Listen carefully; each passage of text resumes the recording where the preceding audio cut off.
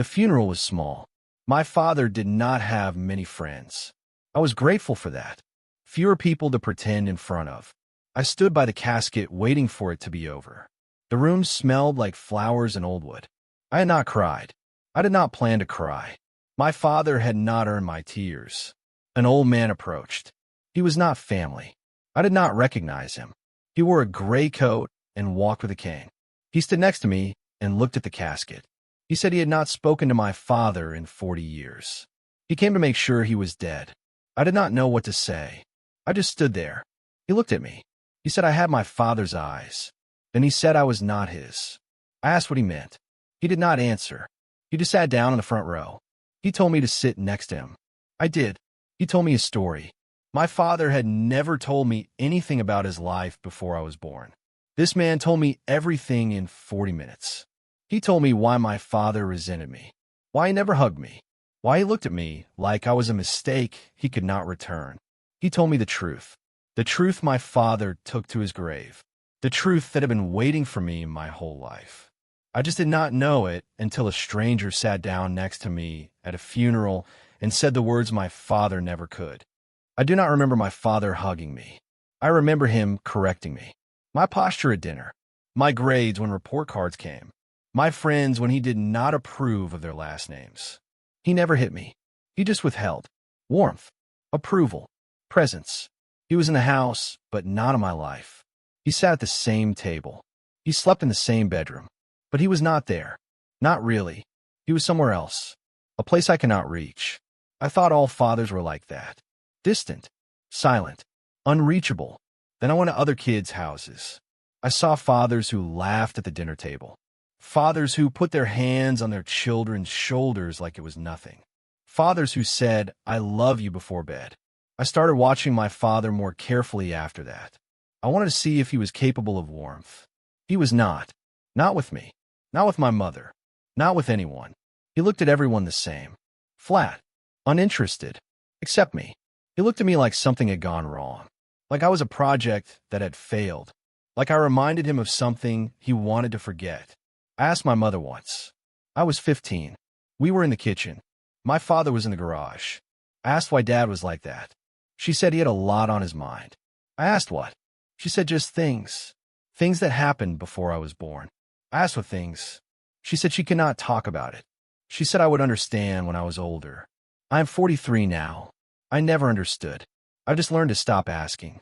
The questions sat in my chest like stones. But I stopped trying to push them out. It was easier to carry them than to ask and get nothing back. My father died, still carrying whatever it was. My mother died 5 years before him. She took her answers with her. I was alone with the stones and the silence and the memory of a man who looked at me like I was the problem.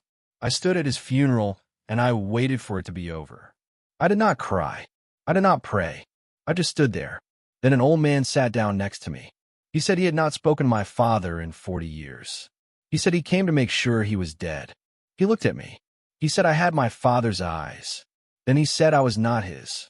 I did not know what he meant, but I was about to find out. 40 years of silence. 40 minutes of truth. And a father who took his secret to the grave.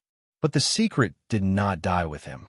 It was sitting next to me in a gray coat, waiting to be told. I sat down. I listened. My whole life was about to change. Not because my father finally spoke, because someone else did. Someone who had been waiting 40 years for the right moment. The funeral was that moment. I was that moment. I just did not know it yet. I sat in the front row. The old man opened his mouth. My father's secret came out, and the weight I had been carrying since I was a child finally had a name. My mother protected my father's silence like it was sacred. When I graduated high school, he did not come. He said he had a work thing. My mother repeated it like a prayer. He had a work thing. That was the explanation. No apology. No effort to make it right. Just the work thing. I sat in the audience with one parent. I pretended not to notice the empty seat next to her. When I got married, he stayed for 20 minutes. He shook my wife's hand. He ate a piece of cake. Then he left. My mother said he was tired. He had a long week. I stood at my own wedding reception, watching my father walk to his car. My wife asked if he was okay. I said he was just tired. I used the same prayer. I had learned it from my mother. When my daughter was born, he did not visit the hospital. My mother came. She held the baby. She cried. She said my father was not good with babies. He would come when the baby was older. He never came. My daughter is 12 now. She has met her grandfather maybe 10 times. She does not ask about him. She learned early not to expect anything. I started to realize my mother was not explaining him. She was shielding him. She knew something. She had always known something. She just would not say. The excuses were too consistent. The work thing, the tired thing, the not good with babies thing. They were not reasons. They were walls. She was building a wall around my father's secret and telling me it was privacy. I asked her one time, after my father fell asleep. We were sitting in the living room. The television was on low. I asked why he resented me. She said he did not resent me. I said he had never once told me he loved me. She said he showed it differently. I asked how. She opened her mouth. Then she closed it. She had no answer. She just looked at me. Then she looked at the television. She changed the channel. The conversation was over. I walked out. I did not say good night. I did not say anything. I just walked out. She let me go. She always let me go. She had spent my whole life choosing his comfort over my questions. She was not going to stop now. My father died. My mother died. The secret almost died with them. But the old man at the funeral had been waiting. He had been holding the truth for 40 years. He was not going to take it to his grave. He sat next to me in the front row. He told me what my mother would not. He told me why my father looked at me like something had gone wrong. He told me why my father never said I love you. He told me why my mother built those walls. The truth was not about me. It was never about me. I was just standing in the wrong place when my father's past caught up with him. And I spent 43 years believing I was the problem. The old man opened his mouth. The truth came out. And the silence I assumed was normal finally broke. I tried to talk to my father once. I was 25. I had been carrying the question for years. I decided I could not carry it anymore. I drove to his house. He was in the living room reading the newspaper. I sat down across from him. I said I felt like he was angry at me. I wanted to know why. He looked at me. His face did not change. He said he was not angry. I said, then what are you? He stood up. He folded the newspaper. He walked out of the room. He did not look back. He did not say another word. I sat there for 20 minutes. I listened to the house, the clock on the wall, the refrigerator humming. I waited for him to come back. He did not. I left. I did not try again. I told myself some men are just like that. Distant, cold, unable to express emotion. It was not personal, but it was personal. Everything about it was personal. The way he would not look at me. The way he left the room instead of answering. The way he chose silence over honesty. That was personal. He just would not admit it. My mother called me after I left. She said I should not have pushed him. I asked what I pushed against. He would not even answer the question. He just left. She said he was fragile. I said he was cruel. She hung up. We did not speak for 3 months. She chose him again. She always chose him. I was used to it by then, but still hurt. The silence was not just from my father. It came from both of them. A wall built by 2 people who decided I could not handle the truth. So they gave me nothing. No explanation. No apology. No effort. Just silence. And I learned to live with it. I stopped asking. I stopped hoping. I stopped expecting anything from either of them. I built my own life. My own family. My own sense of who I was.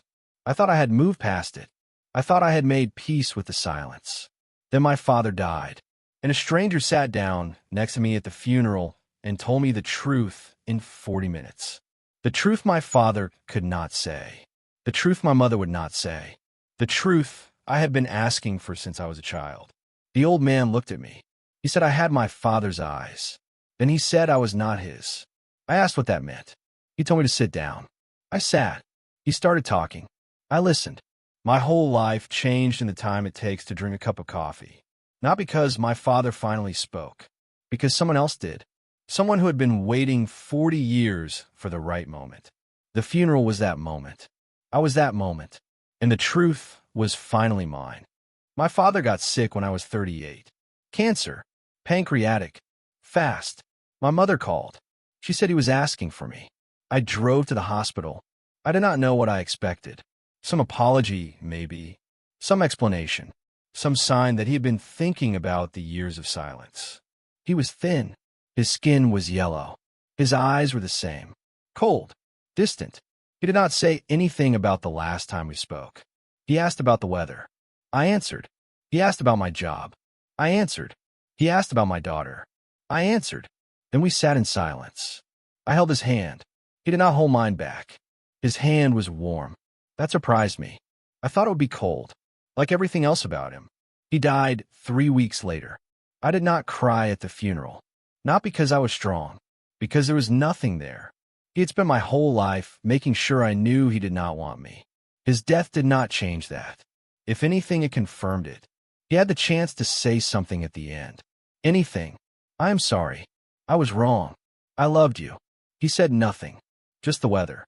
Just my job. Just my daughter. Then silence. The same silence I had been living with since I was a child. My mother cried at the funeral. Loud crying. The kind of crying that fills a room. I held her arm. She said he loved me. He just could not show it. I said maybe he could not. But he also did not try. She had no answer for that. She just cried. I stood there holding her arm. I looked at the casket. I felt nothing. Not anger. Not sadness. Not relief. Nothing. He was gone. The silence was still there. It was the only thing he ever gave me that lasted. Then an old man approached. He was not family. I did not recognize him. He wore a gray coat. He walked with a cane. He stood next to me. He said he had not spoken to my father in 40 years. He came to make sure he was dead. I did not know what to say. He looked at me. He said I had my father's eyes. Then he said I was not his. I asked what he meant. He sat down in the front row. He told me to sit next to him. I sat. He told me a story. 40 years of silence. 40 minutes of truth. My father had never told me anything. This man told me everything. The cancer took my father, but the truth did not die with him. It was sitting next to me in a gray coat, waiting for the right moment. The funeral was that moment. I was that moment. I listened. My whole life shifted. Not because my father finally spoke, because someone else did. Someone who had been holding the truth since before I was born. Someone who decided that the silence needed to end. He opened his mouth. The truth came out. And I finally understood why my father looked at me like I was a mistake. I was not the mistake. I was just a reminder. And that was worse. That was so much worse. Thomas sat next to me at the funeral. He told me my father had been engaged to someone else before my mother. A woman named Claire. Claire got pregnant. My father was happy. Then Claire lost the baby. She almost died.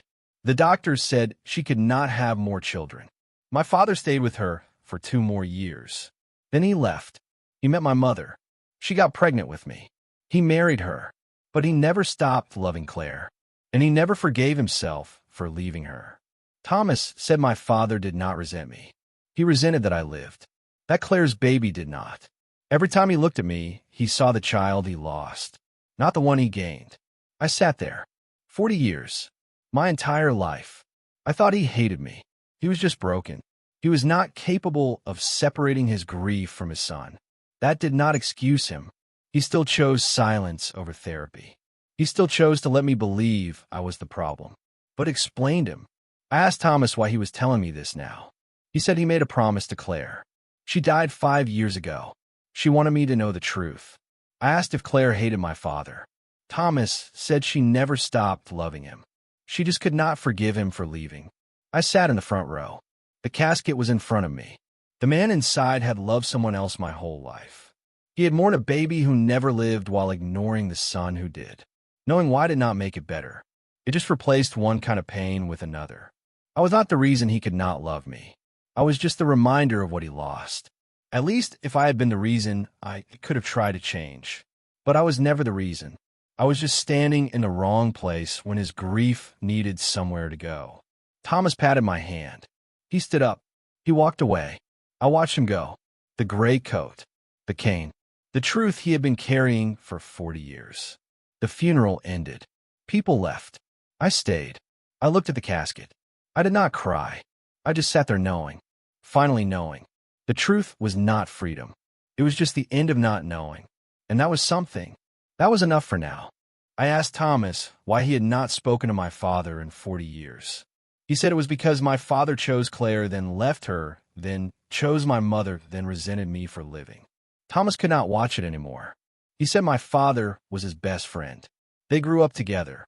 But the grief turned my father into someone Thomas did not recognize. Someone cruel. Someone who punished a child for being alive. Thomas walked away. I was born into that cruelty. Thomas chose to leave. I never had a choice. I just had to survive it. I asked if Claire was still alive. Thomas said no. She died 10 years ago. Never married. Never had children. She spent 40 years alone because my father left and she could not love anyone else. My father did not go to her funeral. He was too afraid of what he would feel. He spent his whole life running from that fear. And I spent my whole life running from him. I asked Thomas why he came to this funeral. He said to tell me. Someone should have told me 40 years ago. He should have told me. I asked why he did not. He said he was afraid of my father. Even after he stopped speaking to him. Even after 40 years of silence. He was still afraid. That is what my father did to people. He made them afraid. His silence was a weapon.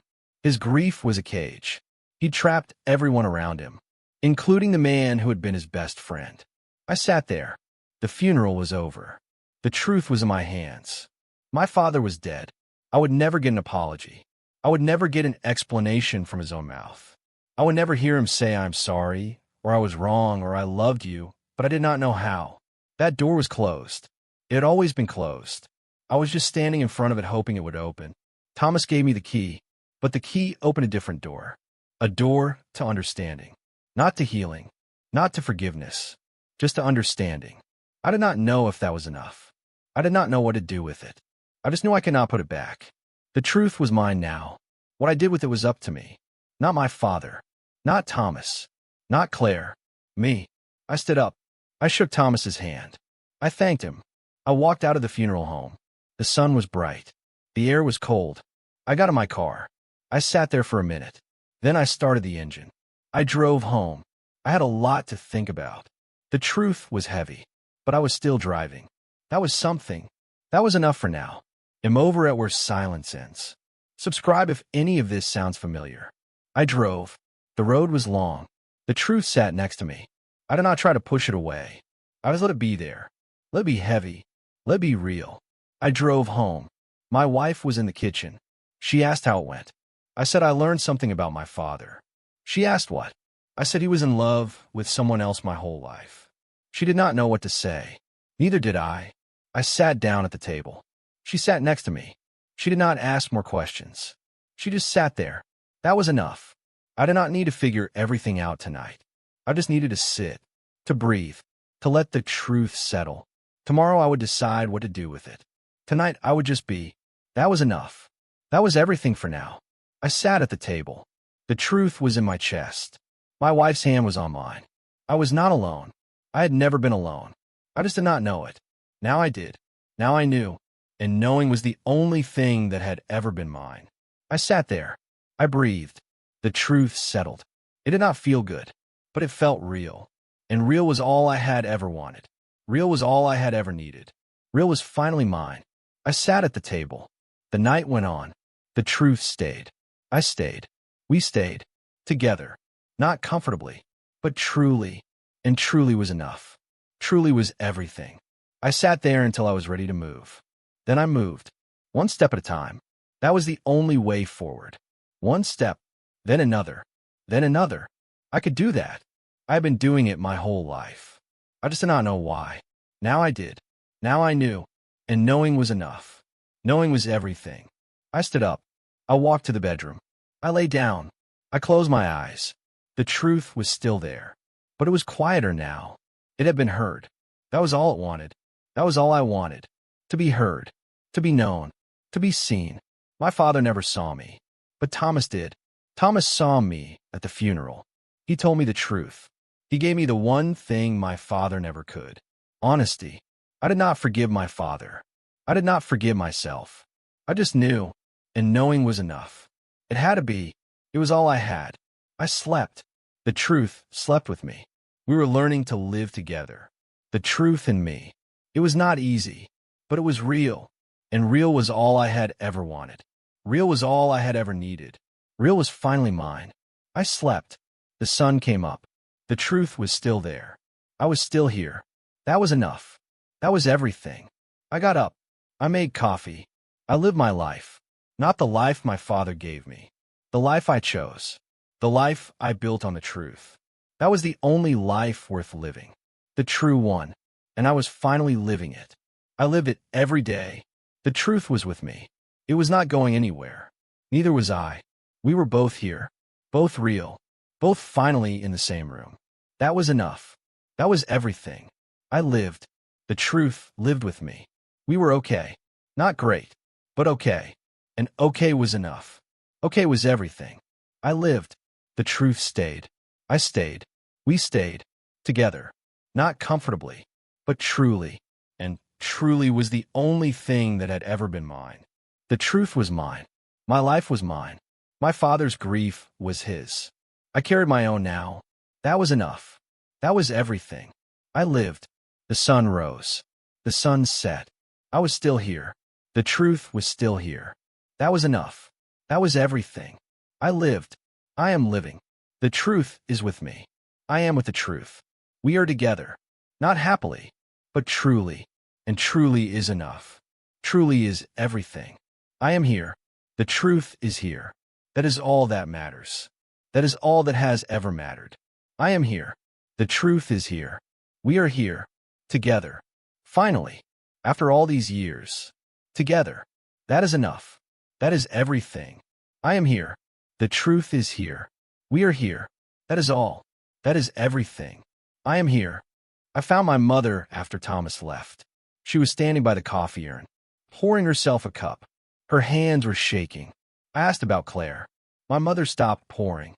Her face changed. She knew the name. She had always known. I asked why she never told me.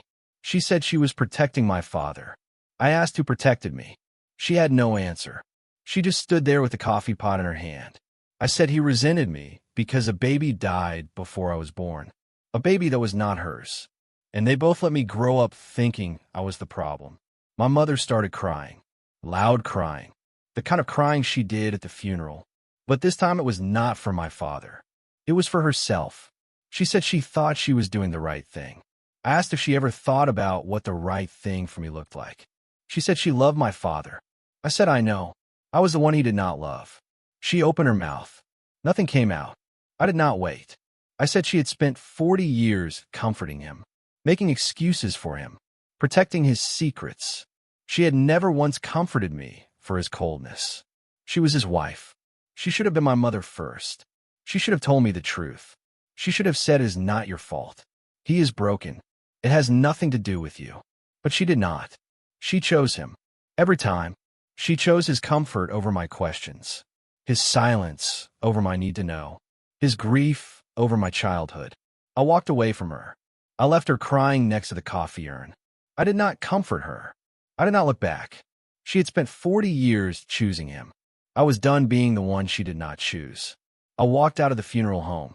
The sun was bright. The air was cold. I got in my car. I sat there for a minute. My mother was still inside, crying. I did not go back. I started the engine. I drove home. The truth was in my chest. My mother's crying was in my ears. I did not feel guilty. I did not feel satisfied. I just felt tired. 40 years of silence. 40 years of being told I was imagining things. 40 years of being the problem. And now I knew. I was never the problem. I was just the reminder. That was worse in some ways. But at least it was the truth. My father was dead. My mother was alone. The secret was out. I drove home. My wife was in the kitchen. She asked how it went. I said I told my mother the truth. She asked what happened. I said she cried. My wife asked if I was okay. I said I would be.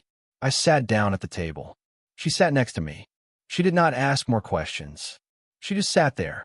That was enough. I did not need to fix anything tonight. I just needed to sit, to breathe, to let the truth settle. My mother would figure out her own pain. I was done carrying it for her. I had carried it long enough. I sat at the table. The truth was in my chest. It was heavy, but it was mine. I did not need to put it down. I just needed to learn to carry it differently. That would take time. I had time. My father was dead. My mother was alone. I was free, not from pain, for not knowing. And not knowing had been the heaviest thing I had ever carried.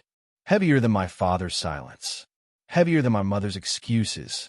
Heavier than the years of wondering what I did wrong. Not knowing was the weight. Now it was gone. I was free. I sat at the table. My wife's hand was on mine. I was not alone. I had never been alone. I just did not know it. Now I did. Now I knew. And knowing was the only thing that had ever been mine. I sat there. I breathed. The truth settled. It did not feel good, but it felt real. And real was all I had ever wanted. Real was all I had ever needed. Real was finally mine. I sat at the table. The night went on. The truth stayed. I stayed. We stayed. Together. Not comfortably, but truly. And truly was enough. Truly was everything. I sat there until I was ready to move. Then I moved. One step at a time. That was the only way forward. One step. Then another. Then another. I could do that. I had been doing it my whole life. I just did not know why. Now I did. Now I knew. And knowing was enough. Knowing was everything. I stood up. I walked to the bedroom. I lay down. I closed my eyes. The truth was still there. But it was quieter now. It had been heard. That was all it wanted. That was all I wanted. To be heard. To be known. To be seen. My father never saw me. But Thomas did. My mother never chose me. But my wife did. I had people who saw me. I had people who chose me. That was enough. That was everything. I slept. The truth slept with me. We were learning to live together. The truth in me. It was not easy, but it was real. And real was all I had ever wanted. Real was all I had ever needed. Real was finally mine. I slept. The sun came up. The truth was still there. I was still here. That was enough. That was everything. I got up. I made coffee. I lived my life. Not the life my parents gave me. The life I chose. The life I built on the truth. That was the only life worth living. The true one. And I was finally living it. I lived it every day. The truth was with me. It was not going anywhere. Neither was I. We were both here. Both real. Both finally in the same room. That was enough. That was everything. I lived. The truth lived with me. We were okay. Not great, but okay. And okay was enough. Okay was everything. I lived. The truth stayed. I stayed. We stayed. Together. Not comfortably, but truly. And truly was the only thing that had ever been mine. The truth was mine. My life was mine. My father's grief was his. My mother's choices were hers. I carry my own now. That was enough. That was everything. I lived. The sun rose. The sun set. I was still here. The truth was still here. That was enough. That was everything. I lived. I am living. The truth is with me. I am with the truth. We are together. Not happily, but truly. And truly is enough. Truly is everything. I am here. The truth is here. That is all that matters. That is all that has ever mattered. I am here. The truth is here. We are here. Together. Finally. After all these years. Together. That is enough. That is everything. I am here. The truth is here. We are here. That is all. That is everything. I am here. I did not speak to my mother for 6 months after the funeral. She called. I did not answer. She left voicemails. I did not listen. I needed silence. Not to punish her. To hear my own thoughts without her voice explaining away 40 years of damage. Every time I thought about calling her back, I remembered the coffee urn, her shaking hands, the words she did not say. She had 40 years to tell me the truth. She chose silence. I needed 6 months of my own silence to decide if I could forgive her. I found Claire's grave. I drove 3 hours. The cemetery was small. Her stone was simple. Her name and 2 dates. I stood where my father should have stood. He never visited her. He never said goodbye. He just carried her in his chest like a stone and called it grief. I said out loud that I was sorry she lost her baby. I was sorry my father could not stay. But I did not take anything from her. I was just born. I left a stone on her grave. That was for her. Not for him. She deserved to know that someone in his family remembered her. Someone knew she existed. Someone honored her pain without making it his own. Thomas and I have coffee sometimes. Once a month. He tells me stories about my father. Before the grief. When he was funny. When he smiled. When he and Thomas would sneak into movies and drink beer on the roof of Thomas's garage. I listen. I do not forgive my father. But I understand him. That is different. Forgiveness feels like something I would give him. Understanding is something I give myself. He was a man who lost something he could not replace. He did not know how to love me because he was still in love with someone else. That does not excuse what he did, but explains it. And after 40 years of not knowing, explanation is enough. My mother calls still. Less often now. I answer sometimes. We talk about the weather. My daughter. Her garden. We do not talk about my father. We do not talk about Claire.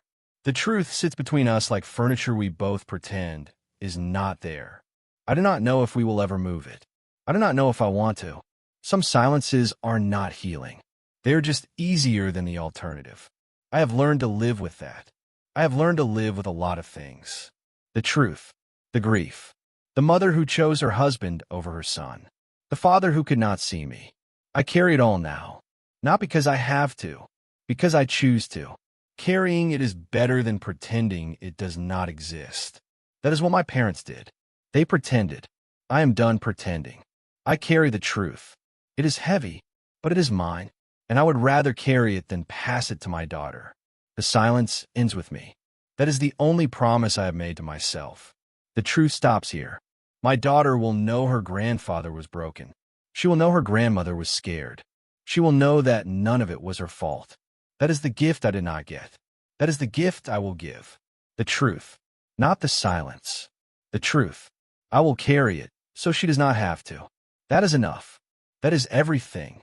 I live my life, not the life my parents gave me. The life I chose. The life I built on the truth. That is the only life worth living. The true one. And I'm finally living it. I have coffee with Thomas. I answer my mother's calls sometimes. I visit Claire's grave once a year. I live. The truth lives with me. We are okay. Not great, but okay. And okay is enough. Okay is everything. I am here. The truth is here. We are here. Together. Not comfortably, but truly. And truly is the only thing that has ever been mine. The truth is mine. My life is mine. My father's grief was his. My mother's choices were hers. I carry my own now. That is enough. That is everything. I live. The sun rises. The sun sets. I'm still here. The truth is still here. That is enough. That is everything. I live. I am living. The truth is with me. I am with the truth. We are together. Not happily, but truly. And truly is enough. Truly is everything. I am here. The truth is here. That is all that matters. That is all that has ever mattered. I am here. The truth is here. We are here. Together. Finally. After all these years. Together. That is enough. That is everything. I am here. The truth is here. We are here. That is all. That is everything. I am here. My mother finally apologized. Not for keeping the secret. For not protecting me. She said she thought if she loved him enough, he would heal. She did not see that he was hurting me. I accepted her apology. Not because it fixed anything. Because she was old. And she was the only parent I had left. Some apologies come too late to heal. They just come. And you take them because the alternative is carrying anger for the rest of your life. I do not think about my father much anymore. Why do I think about Thomas's words? He resented that you lived. That was not my fault. It was never my fault. I spent 40 years trying to earn love from a man who had none to give. Not because of me, because he gave it all to a ghost. A baby who never lived. A woman he left. A life he chose to walk away from. That was his weight, not mine. I just did not know it until he was dead. I have a daughter. I tell her I love her every day. I hug her. I go to her events. I listen to her. Not because I am trying to be the opposite of my father. Because I want to. Because loving her is easy. My father made it look hard. It is not hard. He He just could not do it. He was too busy carrying Claire's baby in his chest to hold the child in front of him. That is the saddest part. He had a daughter too. My daughter. His granddaughter. He never knew her. He never tried. She asked about him once. I said he was sad. She said sad people need hugs. She was 6. She understood something he never did. I visited Claire's grave again last year. I brought flowers. I said I forgive her for being the ghost he chose over me. That was not fair to her. She did not choose anything. She just lost a baby and then lost a man who was supposed to love her. She was a victim too, but saying it helped. Grief is not fair. I learned that from my father. He just never learned how to stop letting it win. I am learning. Slowly, but I am learning. Some days I carry the truth easily. Other days it sits on my chest like a stone. But I can breathe around it now. That is progress. The silence ended at that funeral. Not because my father spoke, because someone else did. Thomas sat next to me in a gray coat and told me the truth my father took to his grave. I'm grateful for that. Not for the pain, for the knowing. 40 years of wondering what I did wrong. The answer was nothing. I did nothing wrong. I was just born. And being born was enough to remind my father of everything he lost. That is not a reason to hate a child, but it is the reason he did. I understand that now. I do not forgive him, but I understand him. And understanding is the only thing that has ever helped me sleep at night. I'm over at where silence ends. What truth about your family did you learn after it was too late to ask the person who could have explained it?